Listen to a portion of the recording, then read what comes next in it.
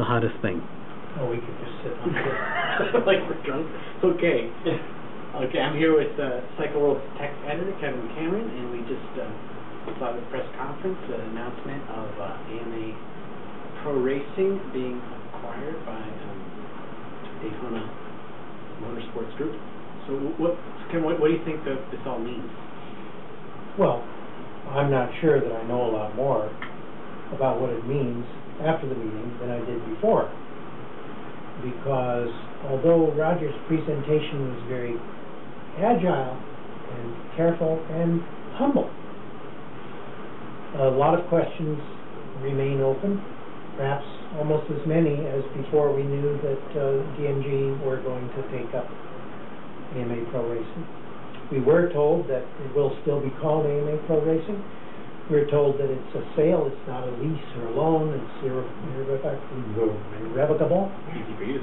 And,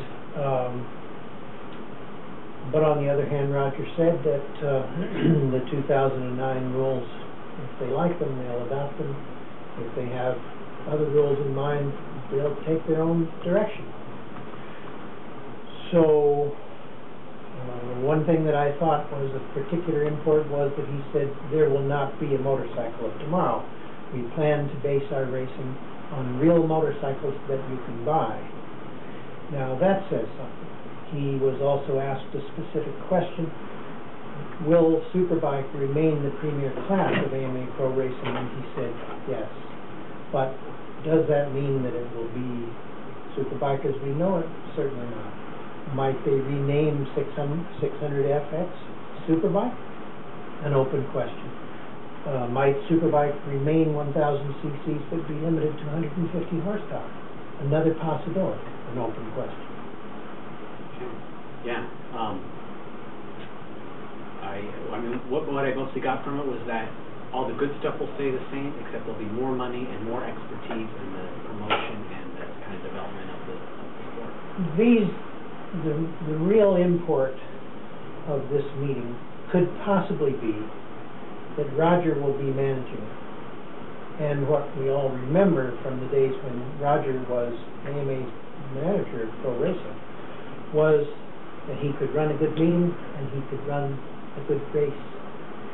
Races started on time. If there was a rain-threatened races were shortened, and they were run quickly one after another to get the program in, rather than the old way, which was to discuss the matter until the rain actually arrived. So,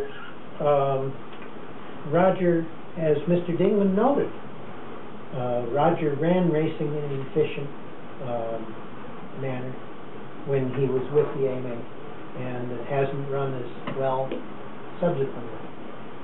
And of course, it was very significant that Mr. Dingman made a public apology on behalf of the AMA to Roger, his family, and his associates for the dislocations and improprieties of the lawsuit in the early 90s.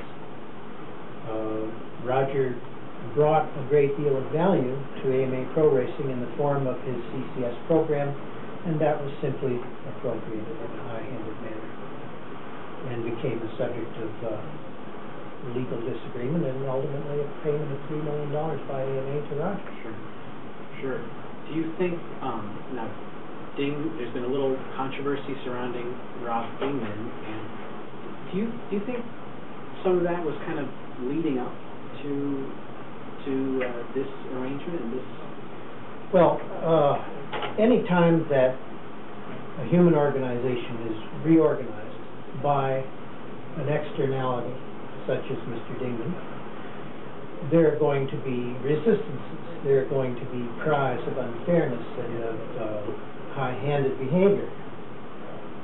But as I was considering the protests that were written early in Mr. Dingman's AMA career by other parties, I thought to myself, there is another interpretation for these data, and that is, what if Mr. Dingman either is or thinks of himself as the Mikhail Gorbachev of the AMA? Now, Mr. Gorbachev came up within the structure of the Communist Party of the Soviet Union, so there's a big difference there. Mr. Dingman was not a product of the AMA.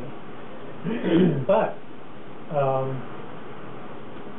like Mr. Gorbachev, Mr. Dingman was confronted by an entrenched organization, possibly unproductive to a significant degree, and producing less in the way of results such as gross membership, given the number of motorcyclists in North America, and by other measures, and that maybe he was hired to make this house committee. Naturally, there would be tremendous outcry against it, but what if it actually is necessary? I just don't have that information.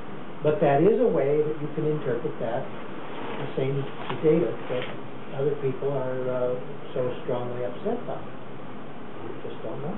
Excuse me, Well, thanks a lot for your time. Good. Thanks a lot. I was going to excuse me.